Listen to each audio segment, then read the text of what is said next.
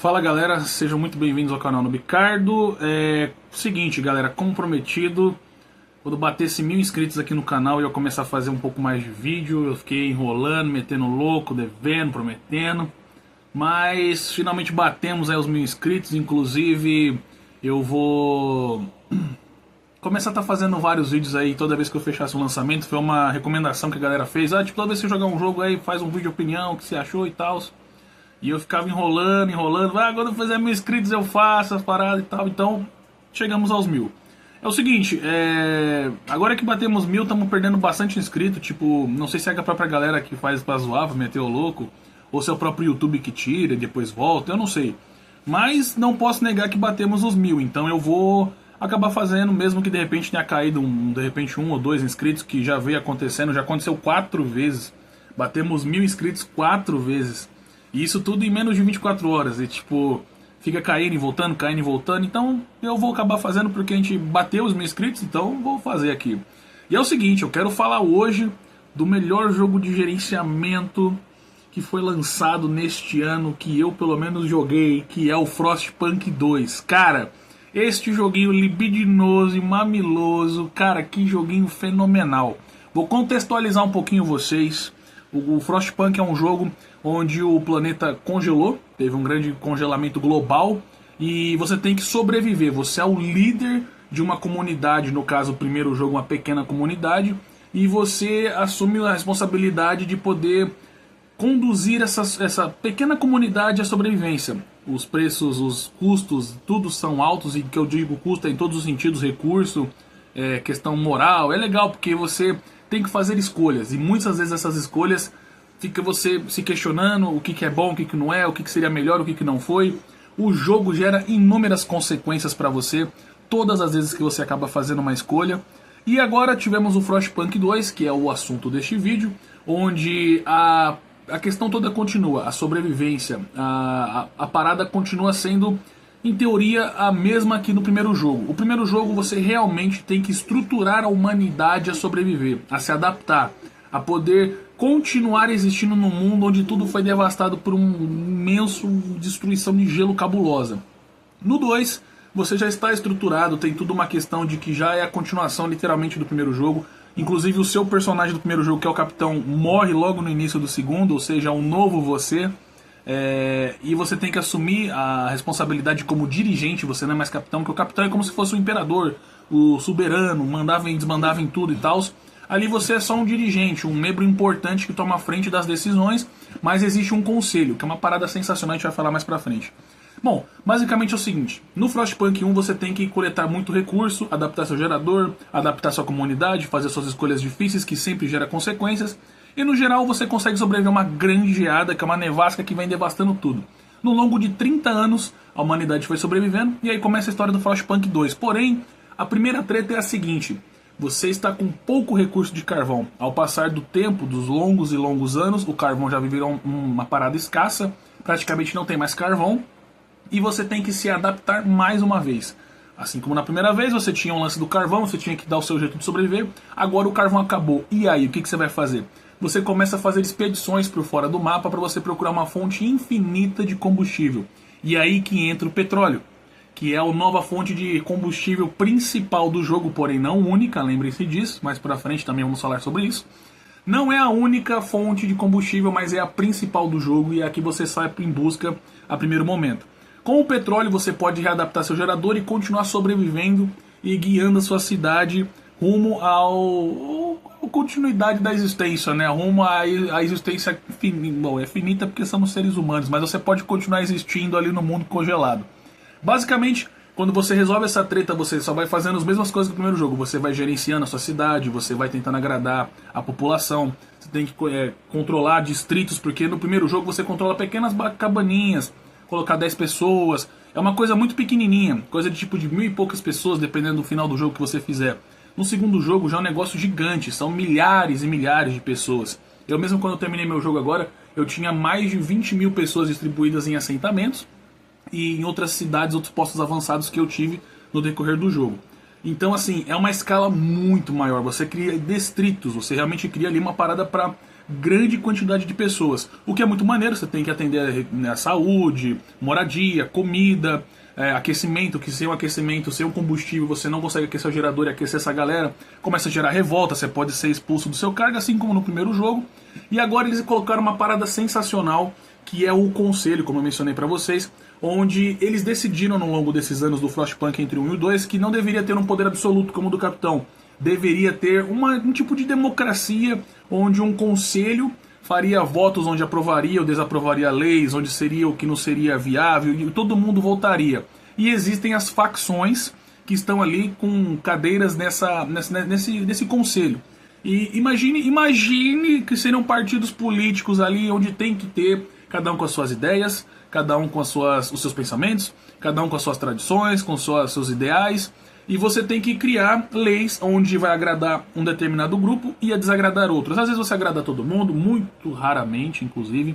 Na maioria das vezes você agrada duas facções, ou desagrada uma, às vezes você desagrada duas e agrada só uma, às vezes é neutro com uma. É um negócio meio variado, dependendo muito da lei. Depende demais da lei o quanto você vai agradar e desagradar as facções. Isso é muito bacana, é uma parada que eles colocaram política no segundo jogo, mas foi muito bem implementado.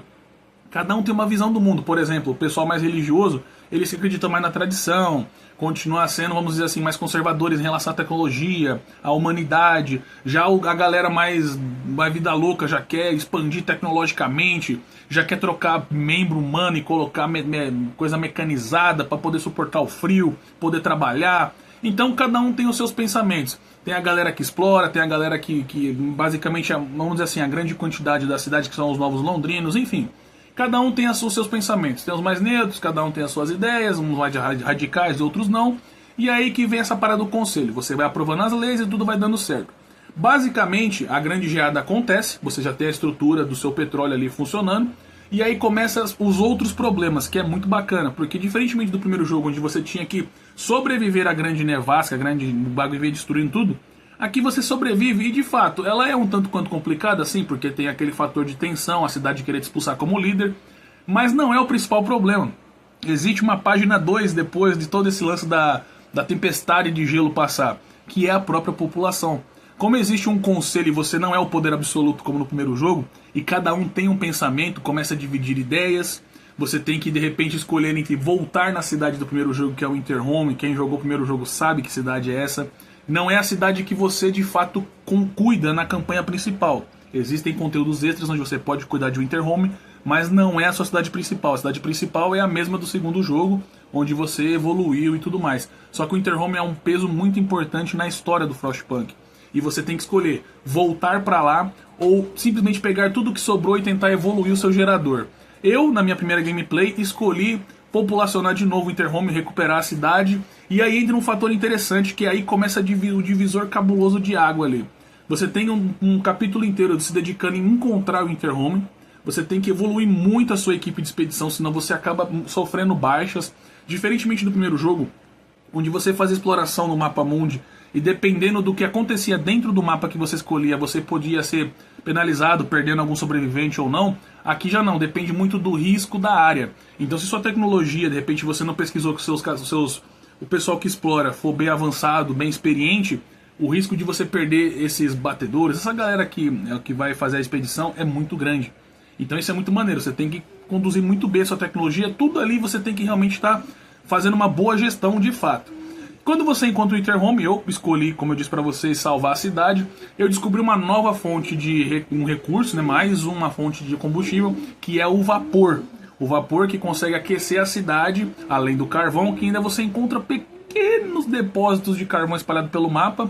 Existe o petróleo e agora o vapor, que você pode somar também e ajudar a acumular ainda mais combustível e também aquecer a cidade do Winterhome. E aí começa o conflito entre os evolutores, que são aqueles caras que acreditam na tecnologia, no futuro, na adaptação e tudo mais, e na galera mais conservadora, que são os religiosos. Como cada um acredita numa coisa, eles começam a brigar demais. E você tá no meio do fogo cruzado. E aí você tem que resolver todo esse problema durante o quarto e o quinto e último capítulo, que é a briga de uma guerra civil, literalmente uma guerra civil por parte política de crença de cada um. como os religiosos são mais conservadores, eles acreditam que voltar para o Interhome é pecaminoso, que é errado. Meio que surgiu uma questão onde o gerador seria uma entidade, porque não assim, como se passaram muitos anos, eles criaram suas próprias crenças, tem tudo uma questão por dentro do jogo. E os evolutores, eles querem continuar, eles querem expandir, eles querem meter o louco.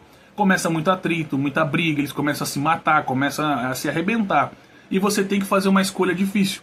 Ou você expulsa o grupo que começou a briga, ou você tenta deixar todo mundo amiguinho de novo, e é muito insano, porque você tem que agradar um ponto onde você consiga fazer um tratado de paz, ou você vira o poder maior novamente, que era o que você era no primeiro jogo, o capitão. Porque se você for o poder maior, você decide o que vai acontecer e o que não vai. E aí, na minha primeira gameplay, eu escolhi voltar a ser o capitão, decidi, fiz ali as paradinhas para poder executar um golpe de estado, e eu voltei a ser o capitão. Por conta do meu golpe de estado, do meu poder militar na cidade, eu consegui liderar a galera para paz. Eu dividi os religiosos e os evolutores em enclaves, acabei com a guerra civil e consegui conquistar o apoio do povo. Alguns concordam, outros não, mas é aí que está a mágica do jogo.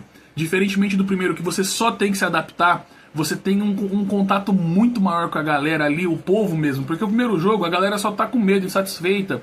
Eles têm medo de você ser um péssimo líder e te expulsar e acabou. No segundo jogo não, cara. Envolve várias paradas ali realmente do que cada um acredita.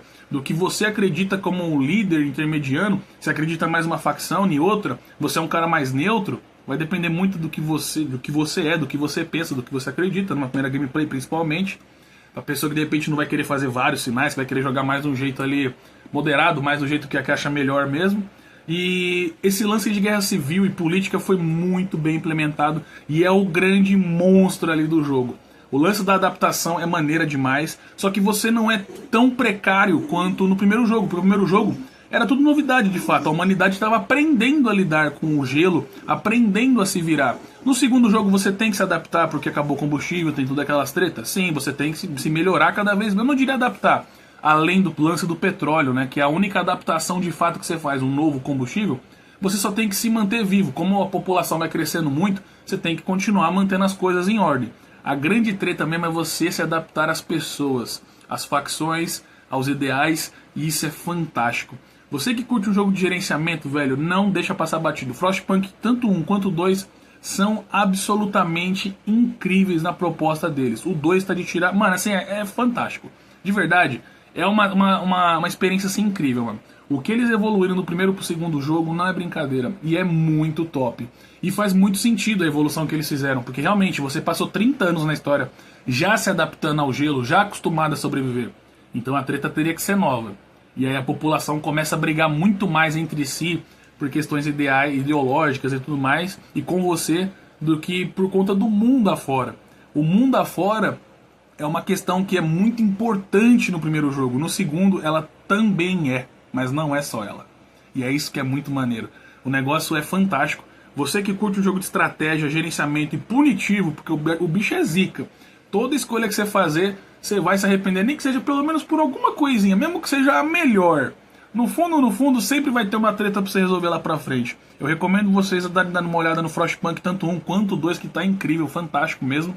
E é isso aí, galerinha. Espero que vocês tenham gostado do vídeo. Como eu prometi, a partir de agora começar a fazer vídeos aí dando opinião dos jogos que eu jogar. Lembrando também que é a minha opinião.